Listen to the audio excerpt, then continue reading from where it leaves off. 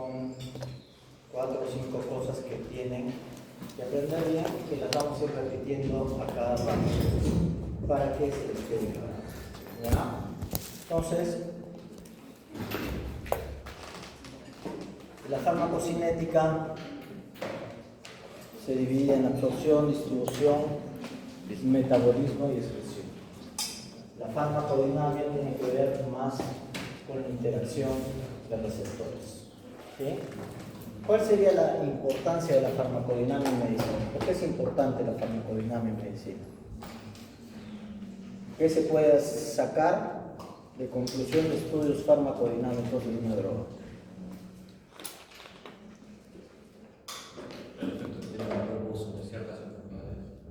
Ya, el efecto que tiene la droga sobre ciertas enfermedades. ¿Qué más? El efecto de la droga en ciertas poblaciones. También en ciertas poblaciones, o sea, la parte genética. Las cantidades más o menos seguras que se pueden aplicar en las personas. Bien, el grado de toxicidad que podría dar o no una droga.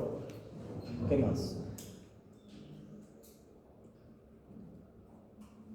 Podrían ser los efectos secundarios. Los efectos secundarios de una droga. ¿Qué más? ¿Podría ser en este caso un efecto placebo en un estudio de investigación sobre un fármaco? Sí, efectos nuevos que podrían darse sobre una droga, ¿no es cierto? Haciendo efectos como doble ciego o ciego. ¿Qué más? ¿Qué más se les ocurre? La interacción si combinamos fármacos. La interacción de la combinación de fármacos. Muy bien. ¿Qué otra cosa?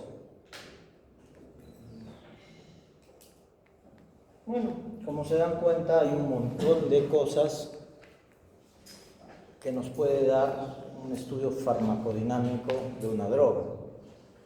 Y de hecho, el estudio farmacodinámico de una droga se hace para todo el tiempo de uso de esa droga. Hay drogas que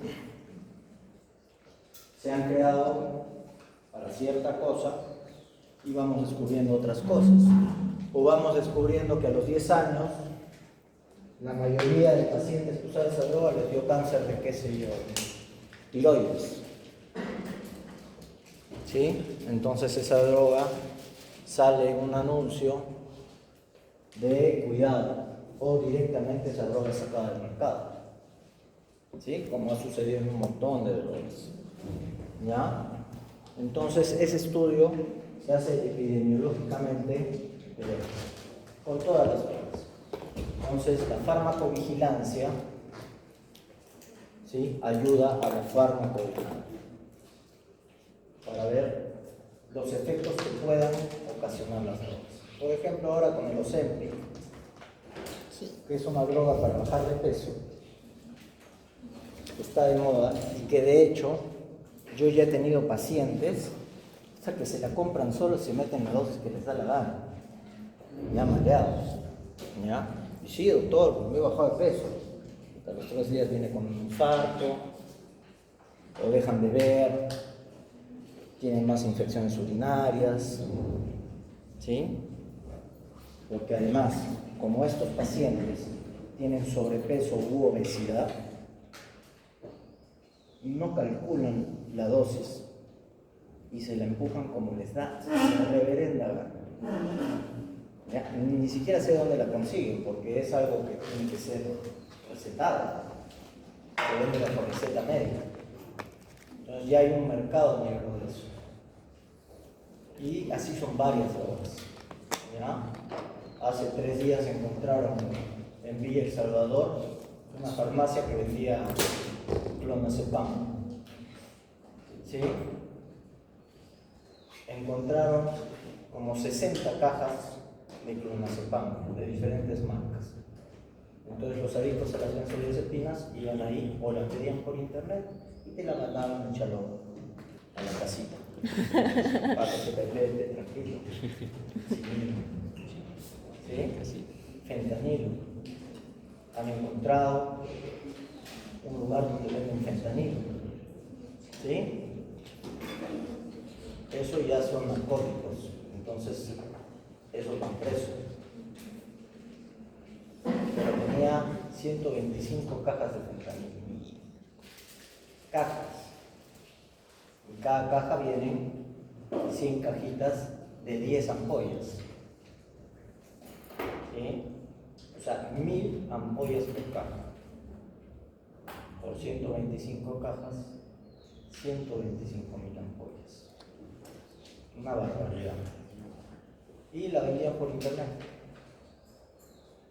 Te la mandaban a la casa, como tú llegas a Shalom o a Olva, todo envuelto, cerrado.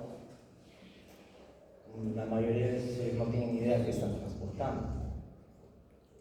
¿Ya? Entonces, hay que hacer la farmacovigilancia. La farmacodinamia es el estudio de los efectos bioquímicos y fisiológicos de los fármacos y sus mecanismos de acción. ¿Sí? Estudia la interacción fármaco-célula blanca, ¿ya? Y nos secuencia la amplitud de las acciones. Tenemos efectos bioquímicos, efectos fisiológicos y mecanismos de acción de la droga. Un receptor que no está ocupado no influye en el mecanismo de acción ni en procesos intracelulares. Un receptor ocupado va a modificar la respuesta biológica. ¿La va a aumentar o la va a disminuir? ¿Sí? ¿O la va a bloquear? ¿Ya? En el mecanismo de acción se basa en la unión con el receptor, que tiene un componente macromolecular con el cual interactúa el fármaco y nos va a dar subsecuentes cambios bioquímicos y fisiológicos.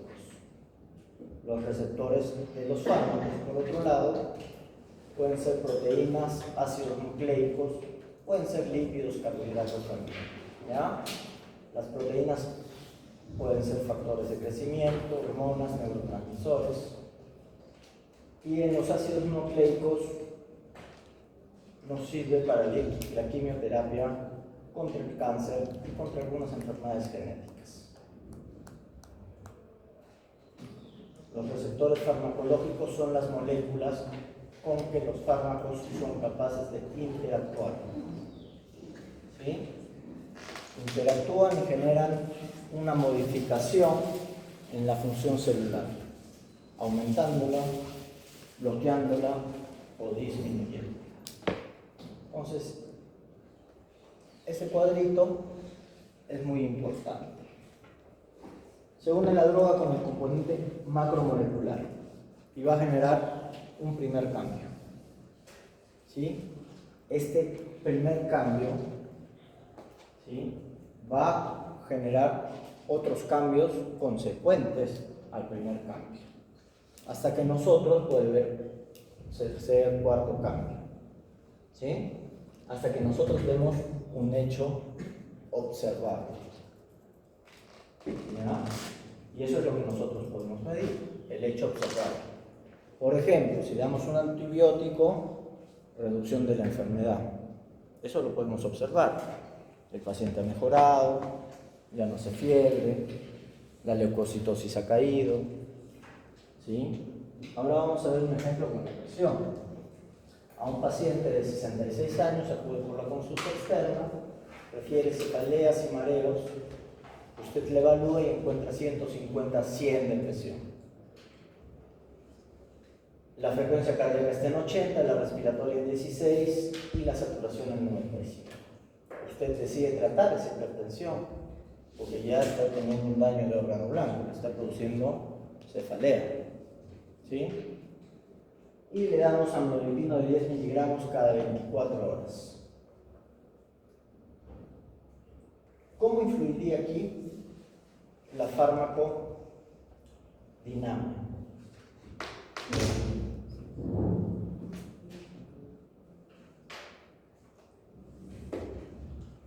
¿Qué haría la droga, o sea, el atenolol, más el componente macromolecular? ¿Cómo bajaría la presión?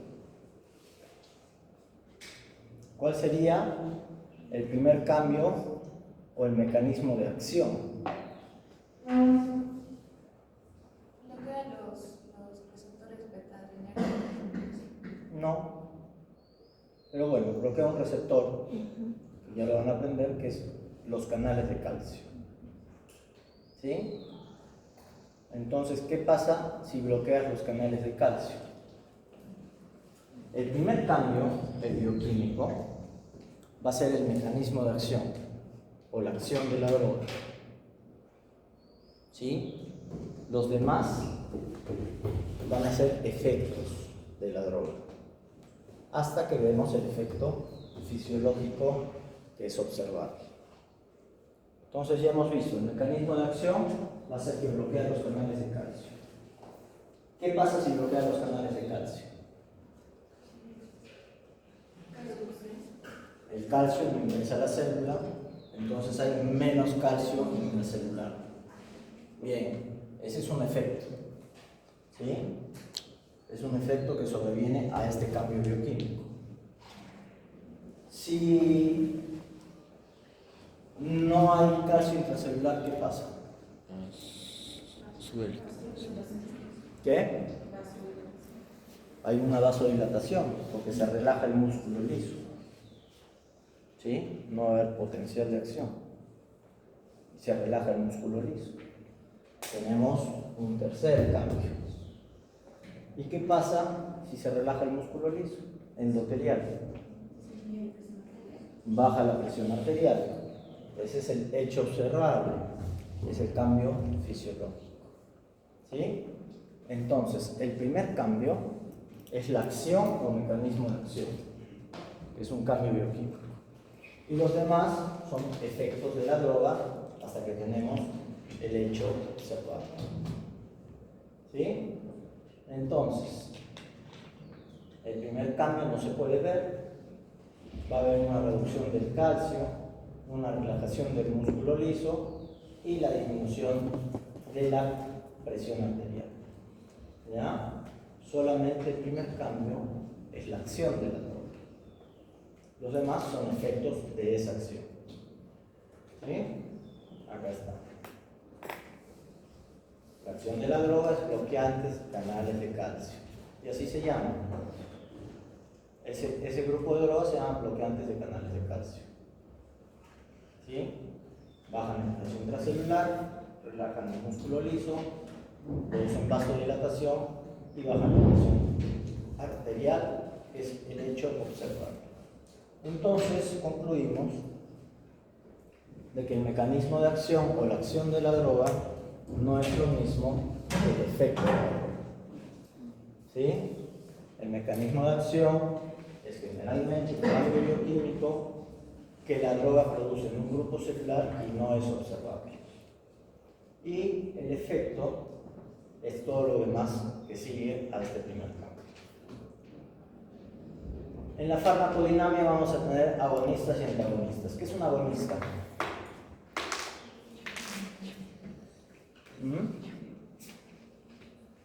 ¿Qué es una droga agonista? Una droga en este caso que puede similar el efecto de un agonista endógeno, bueno, actúa a cierto nivel de receptores. Una droga agonista es aquella que va a simular o hacer una acción similar en el receptor a la molécula endógena. ¿Sí? Ese es un agonista. ¿Qué es un antagonista? En este caso sería lo que bloquea, en este caso, los receptores para que la droga agonista no cumpla esos efectos. Perfecto. Es la acción que bloquea ese receptor. Se une al receptor y cuando la droga agonista endógena quiere actuar, no puede porque ese receptor ya está unido. No tiene dónde actuar. ¿Sí? Entonces, ese es un antagonista. ¿Ya? Los agonistas se ligan a receptores, simulan los efectos, y los antagonistas bloquean al agonista endógeno. ¿Y qué es la afinidad fármaco-receptor? ¿Qué es la afinidad?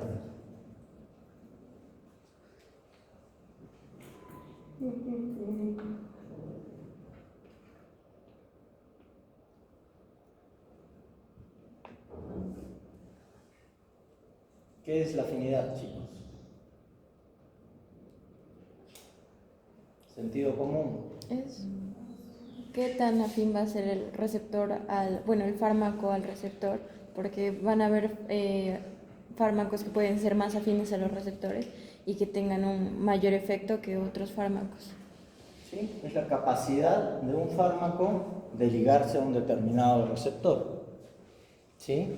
Un fármaco que tiene más afinidad va a excluir a otro fármaco o molécula endógena que tenga menos afinidad. Por ejemplo, yo tengo clindamicina y rifampicina. ¿Sí? Ambas drogas son antibióticas y actúan en el mismo receptor. ¿Ya? Entonces compiten. Si yo doy las dos drogas juntas, van a competir por el mismo receptor. Un poquito más de afinidad tiene la clinda de la rifampicina. Entonces, cuando tú des ambas drogas a la vez, va a llegar más clindamicina que rifampicina. Y la rifampicina no va a producir ningún efecto, ¿sí? Porque la otra droga llega más. Entonces es por gusto dar ambas drogas juntas. No va a servir, ¿sí? Y es más, le quitas potencia a las drogas. ¿Ya?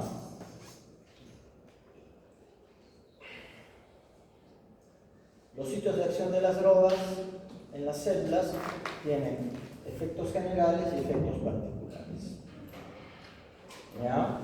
El sistema de receptor, efector o vía de transducción de señales se va a componer de receptor, célula blanco y moléculas intermedias o segundos mensajeros.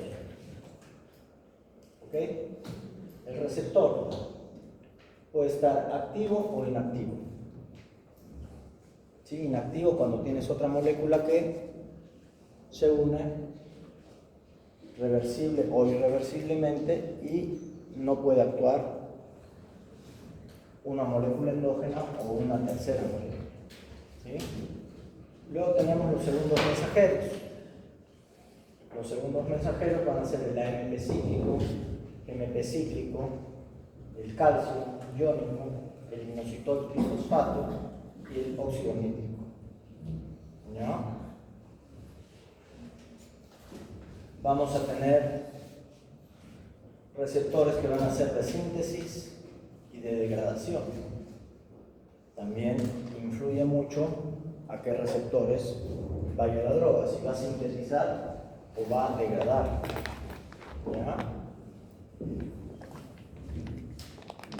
Cuando nosotros tenemos receptores, los vamos a clasificar de acuerdo al efecto y potencia de agonistas y antagonistas. Por ejemplo, en la acetilcolina tenemos los muscarínicos y los nicotínicos. ¿Sí?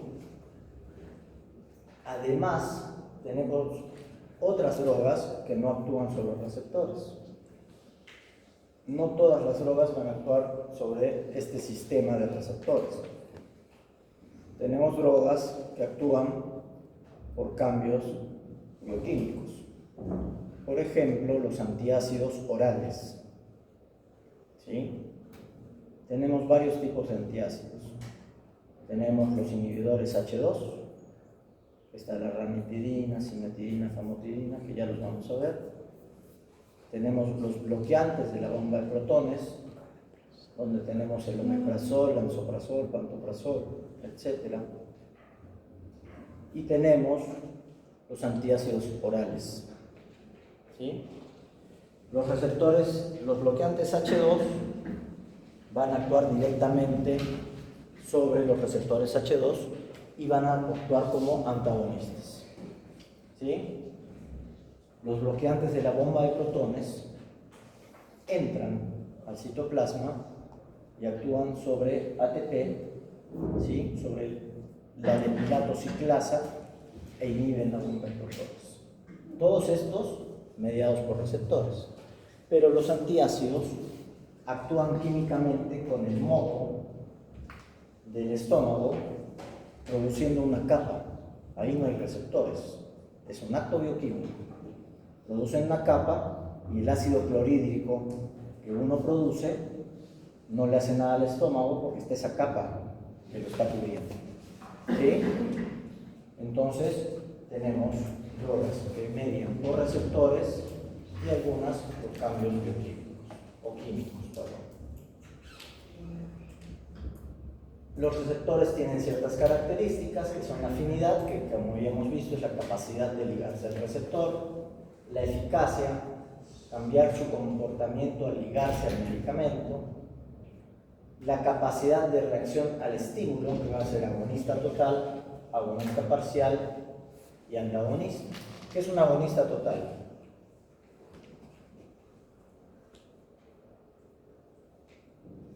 Sería en este caso que tiene la misma función, la misma capacidad que un agonista endógeno del mismo cuerpo. Ajá. Un agonista parcial. Que no llega totalmente al máximo, sino que una pequeña parte, una Ayuda, digamos, un toque, ¿no? Y un antagonista es que produce el efecto contrario, ¿no? Esta acción es variable. Bien.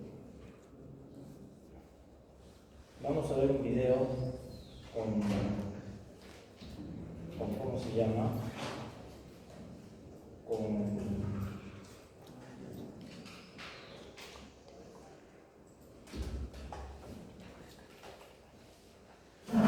subtítulos, porque no se escucha bien, no se escucha.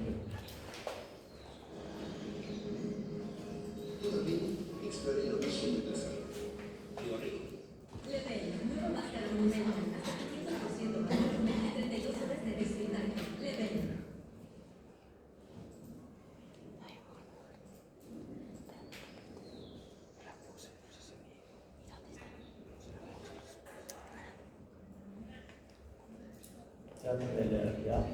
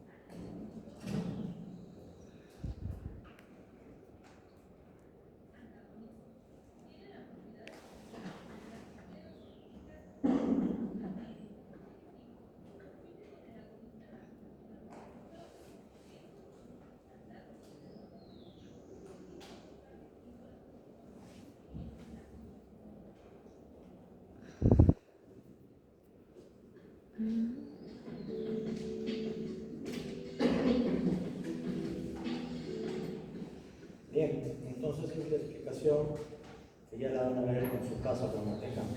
No se escucha nada de eficacia del mismo antagonismo. Hoy se volvió a apagar esto. Bien.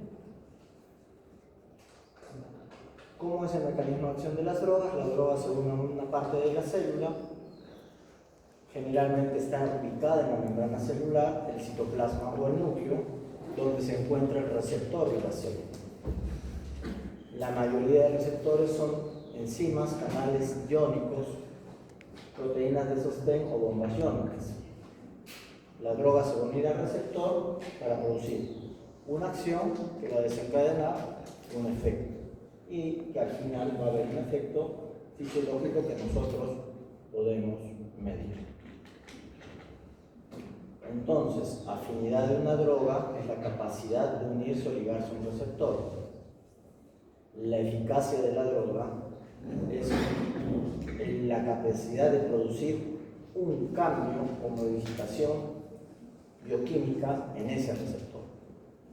Hay drogas que son más eficaces que otras. ¿Ya? Cuando una droga se une a un receptor puede hacerlo de dos formas: con afinidad y eficacia, entonces hablamos de una droga agonista, o con afinidad sin eficacia, entonces hablamos de una droga antagonista. Nosotros vamos a tener, básicamente hay más tipos, pero básicamente estos 4 tipos de receptores: canales iónicos activados por ligandos, receptores acoplados por proteína G, receptores unidos a enzimas y receptores intracelulares. ¿Cómo se dividen los receptores acoplados a proteínas G? Eso se han hecho en bioquímica y biología molecular, supongo. Ahí está, ahí está.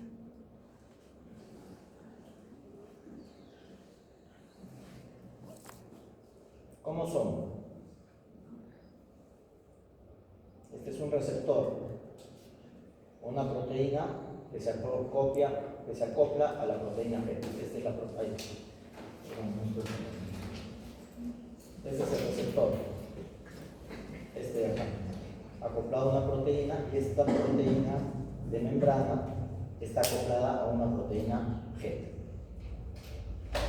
La proteína G tiene varias partes. Pero bien, ¿cómo actúa finalmente? ¿Qué pasa con esta proteína G?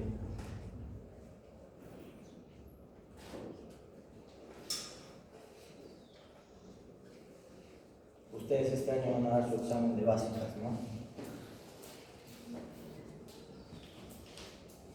Y a partir de dentro de 2 años ya va a ser obligatorio. Se salvaron todavía. Pero al final de cuentas igual lo tienen que dar. Entonces, ¿cómo actúa esa proteína G?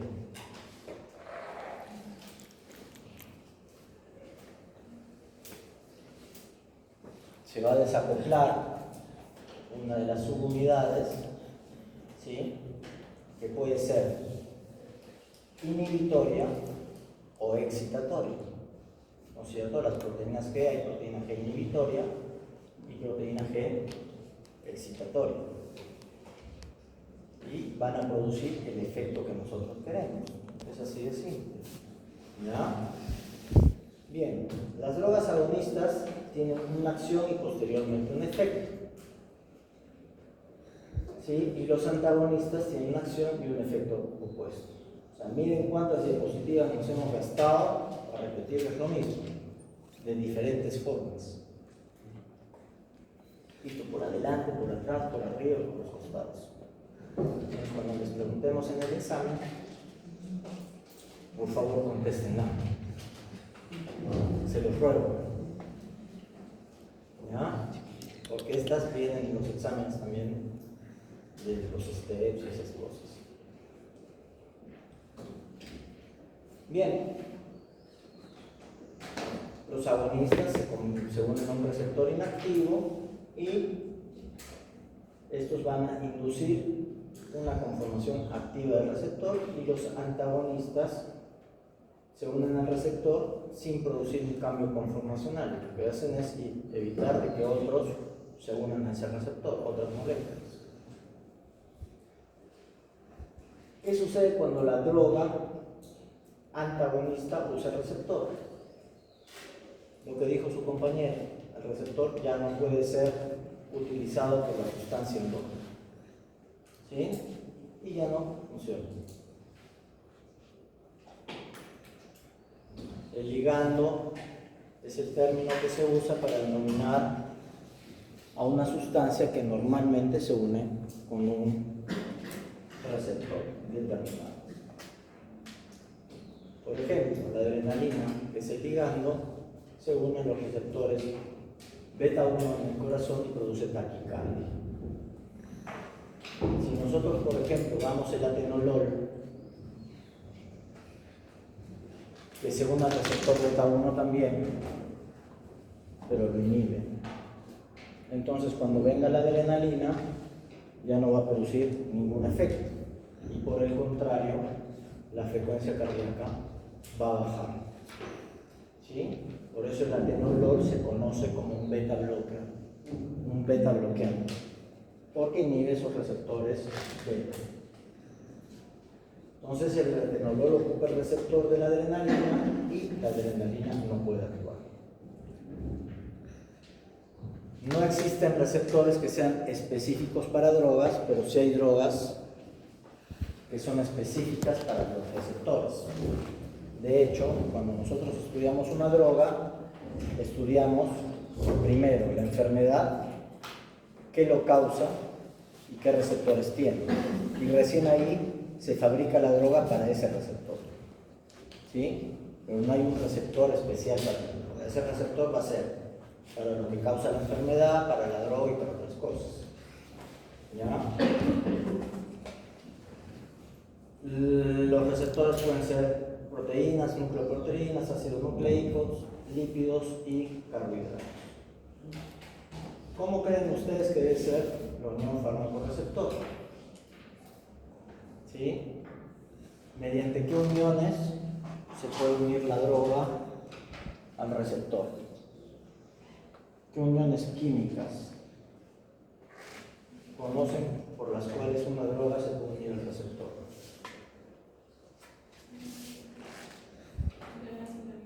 El enlace iónico. ¿Qué más?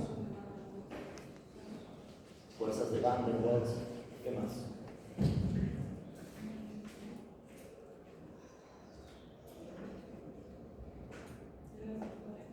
Enlace covalente, ¿no?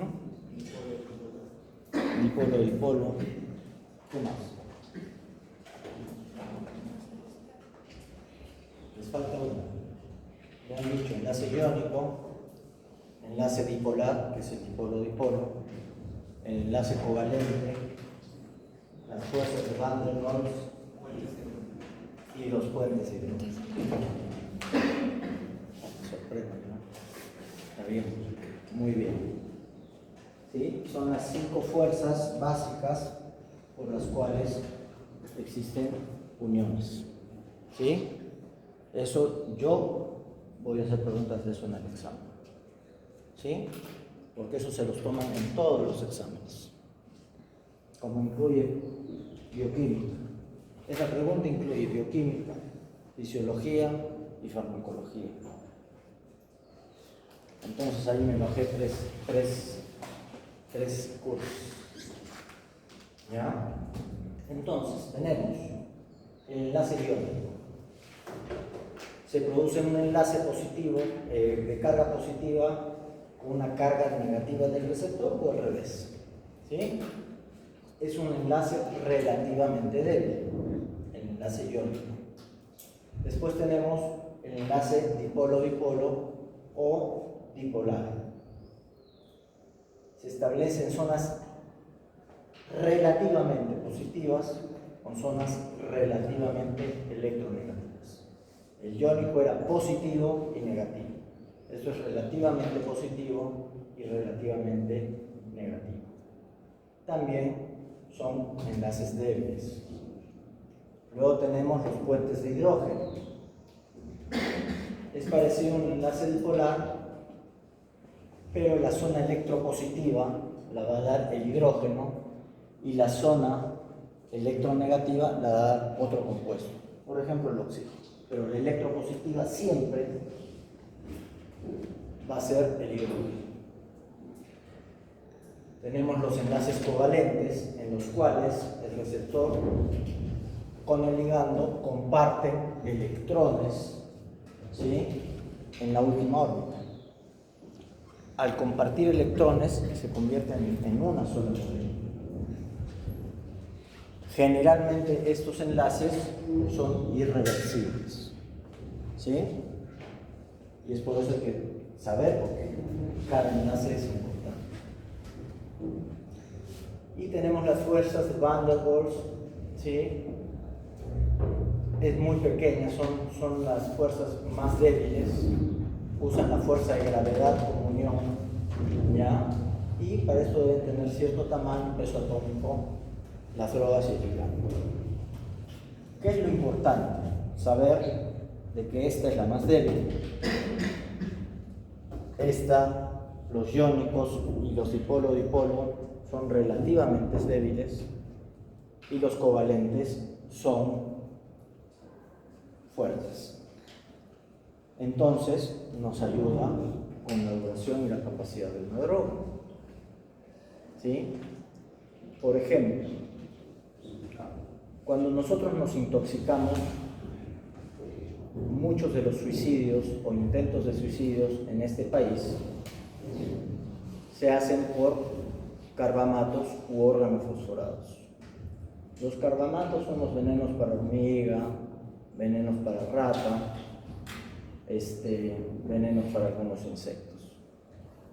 Los organofosforados son los venenos que usamos en fumigación, en las chacras, en los sembríos. ¿Sí? ¿Qué diferencia tienen? Ambos atacan el sistema nervioso central, atacando receptores de acetilcolina, ¿ya? Entonces producen lesiones relacionadas con acetilcolina. Sin embargo, uno tiene enlaces iónicos y el otro tiene enlaces covalentes. Los carbamatos tienen enlaces iónicos y los organofosforados enlaces covalentes. Entonces la intoxicación por carbamato, ¿sí?, se va degradando y entre 24 a 72 horas, dependiendo de la dosis, pasa y el organismo se recupera, ¿sí? Se recupera. La intoxicación por organofosforados, por el contrario, tiene enlaces covalentes, ¿sí? Y el enlace covalente, mientras más tiempo está, se hace más potente. Entonces, al tener enlaces covalentes, dura todo el tiempo. Se une tan fijo al receptor que se necesita que esa célula muera para que se renueven receptores que ya no estén unidos. Porque ese órgano fosforado no se va a desligar de ese receptor, jamás. ¿Sí? No se va a desligar. De hecho, van a tardar entre 7 y 14 días de intoxicación por organofosforados y por supuesto que la mortalidad es muchísimo más alta. ¿Sí? En cambio, con carbamatos es de 48 a 72 horas. Tenemos la atropina, que es el antídoto de ambos, pero que la tenemos que usar poco tiempo y la mortalidad es menor. ¿Sí? Entonces sí es necesario que nosotros sepamos el tipo de enlace que tiene una droga. De repente no todos van a ser investigadores y se van a unir a una industria farmacéutica, pero uno de cada 100 lo va a hacer. ¿Sí? Y tienen que saber eso. Porque si van a fabricar una droga, tienen que saber las características de toda esa droga. Y las características empiezan por estas cosas simples que son bioquímicas. ¿Ok? Entonces, Van der Waals, muy débiles. Covalente, muy fuerte. Dipolo, iónica. Y enlaces de hidrógeno, moderadamente débiles. ¿Ok? ¿Alguna pregunta hasta acá, chicos? ¿O está todo claro?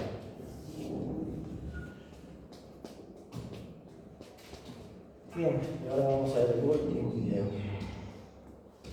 No sé por qué en esta computadora no se manda directamente, tengo que copiar y pegar. Eso.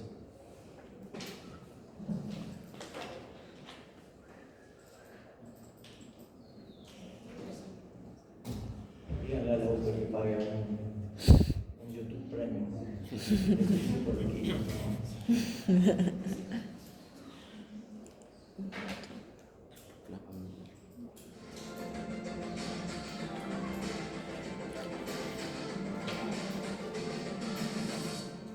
Los fosfolípidos de las membranas celulares se convierten en segundos mensajeros por la acción de varias enzimas que se regulan como respuesta a las señales extracelulares. En la mayor parte de las células eucariotas, un grupo de enzimas denominadas fosfolipasas se encargan de realizar a los fosfolípidos. Cada uno de los 4 tipos de fosfolipasas corta los fosfolípidos en diferentes sitios, generando así distintos productos que se comportan como segundos mensajeros. Cuando un receptor acoplado a proteína G capta un estímulo, dicho receptor, unido con el ligando, activa una proteína G heterotrimérica. La subunidad alfa de la proteína G, unida al GTP, activa la enzima fosfolipasa C-beta o PSBeta, cuyo sustrato es el fosfolípido fosfatidilínosito 4,5 bifosfato o PIP2. La fosfolipasa C-beta cataliza una reacción que separa el fosfolípido PIP2 en 2 moléculas, inositol 1,4,5 trifosfato IP3 y diacilglicerol o DAG, ambas con papeles importantes como segundos mensajeros en la señalización celular. El diacilglicerol o DAG es una molécula lipídica que permanece en la membrana plasmática después de su formación por acción de la PLC-beta. Ahí recluta y activa un factor, la proteína quinasa C, PKC, que fosforila residuos de serina y treonina en una gran variedad de proteínas blanco. Por otra parte, el inositol 1,4,5 trifosfato o IP3 es una pequeña molécula hidrosoluble capaz de difundirse con rapidez por el interior de la célula. Las moléculas del IP3 formadas en la membrana se difunden hacia el citosol y se unen con un receptor específico para IP3 ubicado en la superficie del retículo endoplasmático liso. El retículo endoplásmico liso es un sitio de almacenamiento de calcio en diversas células. El receptor IP3 también funciona como canal tetramétrico para el calcio. La unión de la IP3 abre el canal y permite que los iones de calcio se difundan en el citoplasma. Estos también pueden considerarse segundos mensajeros o mensajeros intracelulares porque se unen con varias moléculas blancas, lo que activa reacciones específicas. Por ejemplo, cuando el calcio se une a la proteína calmodulina, esta sufre cambios de conformación que le permiten modificar un amplio rango de proteínas diana, como las quinasas dependientes de calcio y las CAM quinasas o calmodulina quinasas, y generan diversas respuestas celulares. Adicionalmente, los iones calcio están implicados en diferentes procesos celulares, como la contracción de células musculares y de las vías de secreción.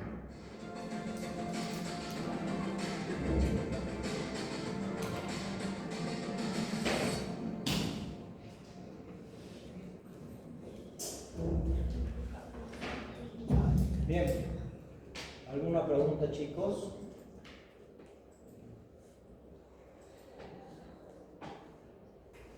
¿Está todo claro? Entonces, reacciones que se producen, ¿sí? Afinidad,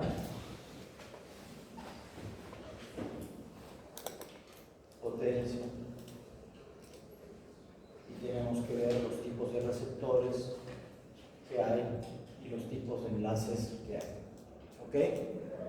básicamente eso es la farmacología. ¿Ya? Entonces vamos a tener un ratito de descanso y a las 5, ustedes son todos del grupo B, ¿no? Ya. Vienen para tomarles lista para sacarse tutoría. ¿Ya?